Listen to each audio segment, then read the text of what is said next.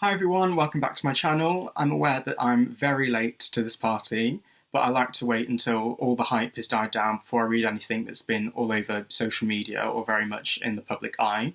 And so today I've got 50 Shades of Grey by E.L. James.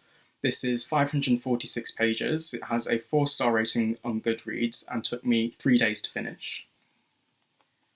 Disclaimer, this book does contain sexually explicit content, some of which I will be discussing. All that I already knew from what had been spoken about on social media, etc., is pretty much what's made clear in the synopsis, so I was still happy enough feeling as I was picking this book up, not really knowing what was going to happen. When literature student Anastasia Steele interviews successful entrepreneur Christian Grey, she finds him very attractive and deeply intimidating. Convinced that their meeting went badly, she tries to put him out of her mind, until he turns up at the store where she works part-time and invites her out. Unworldly and innocent, Anna is shocked to find that she wants this man, and when he warns her to keep her distance, it only makes her want him more. But Grey is tormented by inner demons and consumed by the need to control. As they embark on a passionate love affair, Anna discovers more about her own desires, as well as the dark secrets Grey keeps hidden away from public view. I really enjoyed reading this. Something I didn't know about Anna before I picked this book up is that she is a literature student, but already just based on that, I felt a connection to this protagonist. I felt that the synopsis hinted strongly at two themes: wanting what you can't have, and wanting what you know isn't good for you, which made me quite excited to start reading at 10 o'clock at night. This novel uses a first-person narrator, which I was quite grateful for, because only a few pages into the first chapter, I already felt as though Anna was a character that I was really going to enjoy getting to know. I was quite shocked how soon in the novel Anna and Christian actually meet, but also, already knowing the premise of this novel, I was relieved that I wouldn't be reading however many pages of backstory before the central plot actually started. Something I loved is that when Anna does meet Christian, there isn't half a page of describing how his eyes sparkle and his jawline seems to be infinite, which, in using a first-person narrator, tells the reader that Anna doesn't notice any of that. All she actually thinks is that he's really young and quite attractive. I haven't seen the film adaptation or any clips, but the way that E.L. James writes this, I just loved that I could tell Christian is a very attractive man. Even just in the way he holds himself and conducts himself around Anna, he's aware that he's attractive. Moments after I thought that, Anna thinks he's quite arrogant, which I felt just lines up brilliantly. The irony surrounding the first meeting between Anastasia and Christian, I felt had a certain amount of comedy to it. Anna goes to an interview on her friend's behalf, as her friend is ill, and the tension that builds during this meeting just made me think, Anna would never have even met him if her friend was well enough to go by herself. And yes, I know, well, that's how E.L. James wrote it, and it's fiction, but I was already analysing within the fictional world. Oh my goodness, everything that happens and everything that's said in the first chapter tells you more about the characters, how they view themselves, their relationships, and how that affects them meeting new people. At the end of the first chapter, I knew it was a bad idea to have started reading at 10 o'clock at night. I completely get where Anna is at after she first meets Christian. She's not necessarily attracted to him, although she is aware that he is very attractive, and there is definitely some kind of energy between them. So she's trying to figure everything out. I know in her situation, at this point, a best friend saying, "Oh, I think he sounds quite taken with you," is the last thing that you need. For the next 24 hours, Anna is replaying her interview with Christian in her mind, cringing and reminiscing, and I just know that this is the start of an entire self-conflict ordeal. As stated in the synopsis, Christian turns up unannounced at Anna's workplace. She's having a normal day at work, and she feels someone looking at her, so she looks up, and it's Christian. During their interview, as I said, Anna was aware that there was something alluring about him, but that was pretty much it. Christian, on the other hand, made it very clear that he was fascinated by Anna, and so for him to turn up at her workplace, nah, this is not okay. This says red flags to me. Anna is just as shocked as I am that he's there, and as much as I feel this screams creep, the aura that he has about him just makes me want to know more. He turns up at Anna's workplace looking to buy cable ties, and it's not until Anna thinks, what on earth does he want with cable ties, that I think, oh my goodness, Anna's inner monologue whenever she's around Christian is absolutely hilarious. But also, Christian's demeanour when he's with her just holds a suggestion that there's a possibility he might know exactly what she's thinking. 3 chapters in, it is very clear that Christian is so up himself. But Anna also makes it clear that he's attractive enough to make it work. Kind of. In the next chapter, Anna's best friend is asking her, what was he doing at Clayton's, her workplace? And I just thought, oh dear, this is going to be great. Christian Grey is a very young yet powerful businessman. He is extremely attractive, and so Anna is trying to figure out how she feels about him and the obvious connection between them. So 3 chapters in, when he takes her hand, I was freaking out. Yes, I know it's a very small gesture, but also having learned what I have of Christian so far, I'm also aware that it's so much more than that. It's a statement of, I can do this if I want to. He wants other people to see him with Anna. But there's also no doubt in my mind that he did that just to see how Anna would react in him taking her hand. Christian and Anna go on a first very unofficial date. Something happens that made me bite my lip. Seconds later, Anna bites her lip, which told me a few things. My response was accurate and warranted. Again, I'm convinced that there's a lot that Anna and I have in common, but also it further shows how realistically Anna is written, and I was loving it. So I'm sure this fearlessness comes from knowing how attractive a lot of people find him, but aside from his physical looks, there is a degree of attractiveness about Christian's confidence in conversation, and I'm not talking about arrogance this time.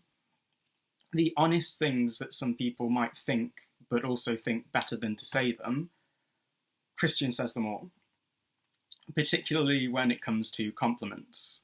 For example, if you notice something about someone's hair or eyes whilst you're discussing sports over breakfast, then that might not be the best time to point out those things. Christian, however, does exactly that. 4 chapters in, they have an almost kiss, and Christian gives the whole stay away from me, I'm not good for you spiel, which made me roll my eyes very loudly, I'm sure. There's a lot that I haven't mentioned because there is a lot of material to this book, but Anna calls Christian when she's drunk, and I actually put my head in my hands. I generally didn't think he was going to think ill of her because of it, but I also just thought, this is not going to end well. I had another one of those moments the next day where I kept thinking, what film was I watching yesterday? Before I then remembered that I was reading, and what I was remembering was what I'd seen in my head as I was reading. But needless to say, I was very excited to continue reading that next day. I felt that Anna was starting to surpass the infatuation stage, which wasn't brilliant, as everything between them had been strictly physical so far. I thought if she does want a romantic relationship, she deserves better than the confusing dynamic between her and Christian. However, I'm also convinced that cold, untouchable Christian definitely has some kind of feelings for Anna. As further snippets about Anna continue to be revealed, particularly regarding her thoughts and feelings towards relationships and sex, the more that I feel we have a lot in common, which obviously made me more invested and determined to continue reading. 6 chapters in, when the narrative is strongly suggesting that Anna and Christian are going to sleep together, my stomach was sick with nervous excitement on Anna's behalf, but also because the novel is so thick with tension at this point, which is pretty amazing considering I was less than 100 pages in. Almost irritatingly so, Christian constantly keeps both Anna and myself guessing. She loves it. I don't. At a point where it's becoming clearer that he feels something for Anna, the whole Mr. Dark and Mysterious thing is getting a bit old. At a point where the narrative is all but dripping with sexual tension, Anna point blank asks Christian, "Does this mean you're going to make love to me tonight, Christian?"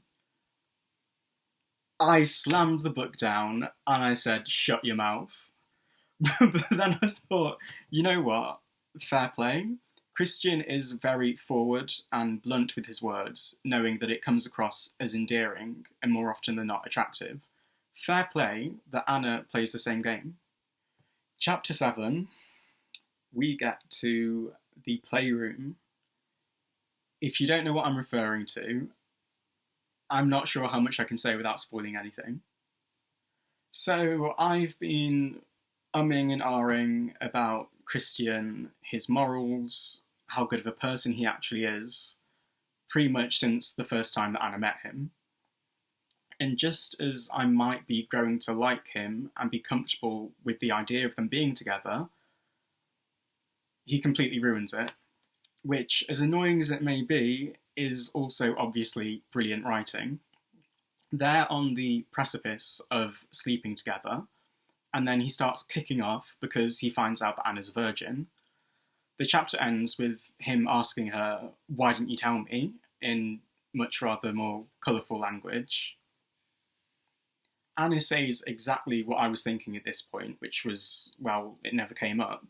And I was reading alone at this point, and I actually shouted at the book, "Exactly." Okay, so he isn't forgiven, at least in my books, but he does remedy things slightly. Prior to this conversation, Christian had always referred to sleeping with Anna through some strongly worded, colourful euphemism. But following this conversation, he says, "We're going to rectify this situation. I'm going to make love to you." And also, given all the ways that someone can refer to sex, I feel that making love implies some kind of emotional investment and attachment. So I also felt that Christian was kind of saying something here without saying anything. The first time that Christian and Anna are really intimate together, given the sexual context of this novel and its theme surrounding sex, it is so obvious that this is a male protagonist written by a woman, because Christian does a lot of things and takes into account a lot of things that a lot of men don't when they're being intimate with a woman, which honestly was really refreshing to read. So, since the first time that Anna and Christian were intimate together, there's one thing that Anna hasn't necessarily been wanting to try, but she's been thinking about this act. And so when it finally happens, I'm just going to say thank goodness I was by myself, because I was definitely a bit excited for Anna. Every time that Christian does something I don't really approve of, he almost immediately redeems himself, and I'm just trying to keep up at this point. After a very significant moment, given that Christian doesn't believe that sex should be transactional, and he wants Anna there simply to please him, Christian's mum turns up at his house whilst he's still in bed with Anna. He hears hers and someone else's voice outside the bedroom door, and I'm on tenterhooks. Wow, so I'd been reading for another 2.5 hours before I next put the book down. Christian and Anna are in a submissive, dominant relationship, i.e., no feelings, no emotions, just sex. Strictly physical. In a perfect world, Anna would want something more than that. She thinks the whole sexual experience is great, but something more leaning towards a romantic relationship would be more what she's after. Christian knows this, but because of their current relationship, that's just not going to happen. So when he suggests that maybe they could meet up one day a week just to spend time with each other, I all but dropped a book. Every time that I start to think Christian might actually be a genuinely nice guy, he does something or says something that completely ruins it. On the one hand, this is great. Perfect characters aren't realistic, and Christian has flaws, which makes him a believable character. On the other hand, it's very painful and annoying for the reader, which as a reader is very bittersweet. At 8 o'clock, I realised that I'd been reading all day. I was getting very annoyed with Christian, and I had to remind myself that this was fictional. Oh my goodness. I had another moment. So, Anna and Christian had a conversation where things were left somewhat tender between them. Anna went back home, told her flatmate the bare minimum, but later Anna hears shouting, and she hears her flatmate say, "What do you think you're doing here?" I thought, no way. Okay, so just over halfway through the novel, Anna accepts the fact that she wants a romantic relationship with Christian, which was a breath of relief for me. I thought, right, okay, we're making some progress here. No, I'm having another I don't like Christian moment. Throughout their time together, Christian is big on consent and repeatedly makes it clear that he doesn't expect Anna to do anything that she doesn't want to do. Okay, 5 stars. But after one occasion together, Anna does get upset about something they did, and Christian doesn't find out until afterwards that it upset her. His immediate response is caring, compassionate, affectionate, trying to make sure that Anna's okay. But he just can't comprehend Anna's current state. They talk about what happened, and Christian says, "Yeah, but you were sexually aroused by it." And I lost so much respect for him in that moment. Christian is sexually experienced. There is no doubt in my mind that he's aware physical arousal is not always a result of sexual pleasure or gratification, and that anatomically your body will respond to certain things in certain ways regardless of how you actually feel about them. And so, yeah, I lost a lot of respect for Christian in that moment. I haven't completely dismissed the idea of a possible romantic relationship, which was Anna's ideal situation, but wherever they go from here, it's going to take a lot of communication, more than a few apologies, and definitely some compromises. Christian is not forgiven by any means, but he has a set of rules that he follows to keep things strictly physical in relationships like the one that he has with Anna. So when he breaks one of those rules and stays at her place, sleeps in her bed, no sex, just holding her, I felt that it was very significant. It showed not only how he was beginning to feel about her, but also possibly that he was willing to change for her. I was managing to understand Christian. I was trying my best, but I just couldn't follow when I realised how much he just needed to be in control at all times, both in and out of the bedroom. Given how I view intimacy, whether physical or otherwise, the way that he treats Anna in the Red Room or his playroom, it just took a lot for me to get my head around, and I still wouldn't say I'm completely okay with it. Again, I woke up the next day and I was thinking, what film was I watching yesterday? I wasn't, I'd been reading. I did want to try and finish the book that day, and so I started reading at 8 o'clock in the morning. So, Anna and Christian are a thing. Anna's best friend and Christian's brother are a thing. They all end up at dinner together so that Anna and her friend Kate can both meet the parents. It's very tense. Anna is aware that she wants so much more from Christian than just sex at this point. A relationship, emotional commitment, some kind of genuine affection. but she has no idea how to tell him and doesn't want to risk losing him in doing so. I can't lie, part of me thought, well, maybe that's something you should have thought of before you got yourself into this situation. But I'm also really excited to see how these events play out. That being said, halfway through this chapter, I feel it's so obvious that Christian does have some kind of feelings for Anna, but he's the one who's refusing to communicate at this point. With just under 300 pages left, quite a key piece to Christian's backstory is revealed. It didn't make me feel sympathy for him, but I did have a lot more questions. In the next chapters, Anna notices Christian acting differently, and she actually calls him out on his, as she puts it, weird behaviour. I just feel that this supports my theory at this point that he is developing feelings for her, but that he doesn't really know what to do about it or how to deal with it.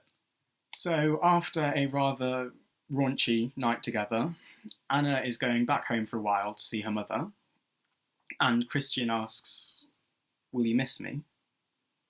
Which catches Anna completely off guard, but I also feel that this supports my theory that he's developing feelings for her. Then he says that he'll miss her too, which is when I remembered they'd had a conversation where Anna had told him that she wanted more from their relationship, which was initially when Christian said, they could meet up like a couple of times a week just to spend time with each other. So I'm thinking, okay, maybe this is him staying true to his word and giving Anna a bit more of what she wants from him, but I also 100% think that he has feelings for her. With just under 200 pages left, Anna finally tells Christian exactly where she's at with him, how she feels. However, she's since gone away to see her mother, so she's done this over email, and I can't wait to find out how Christian responds.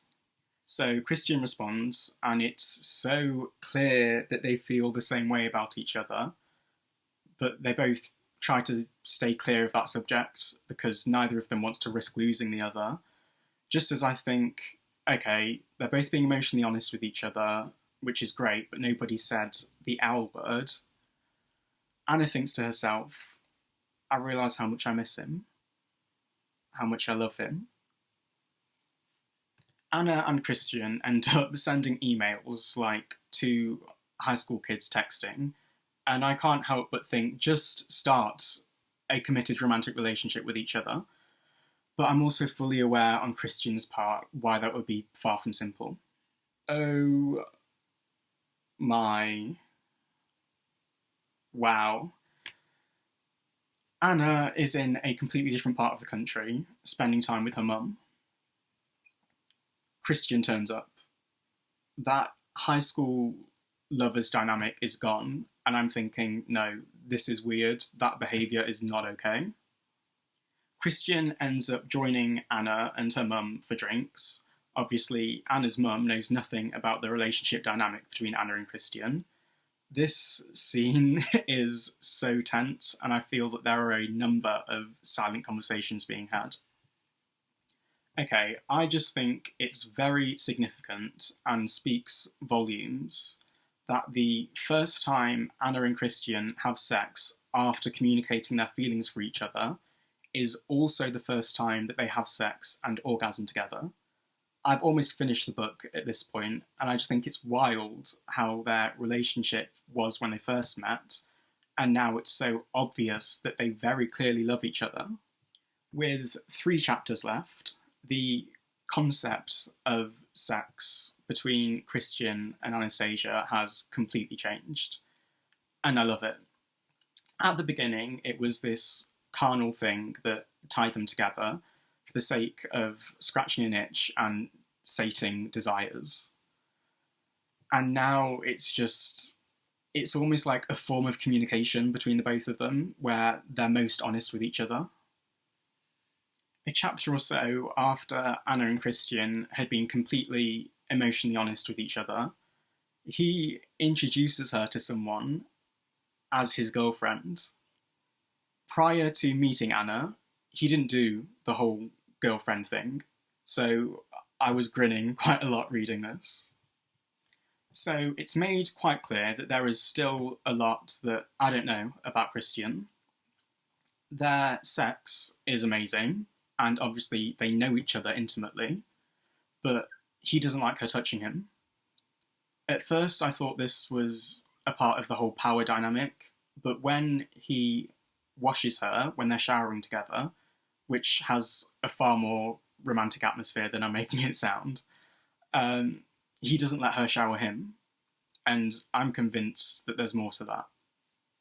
With about 6 pages left, things change drastically.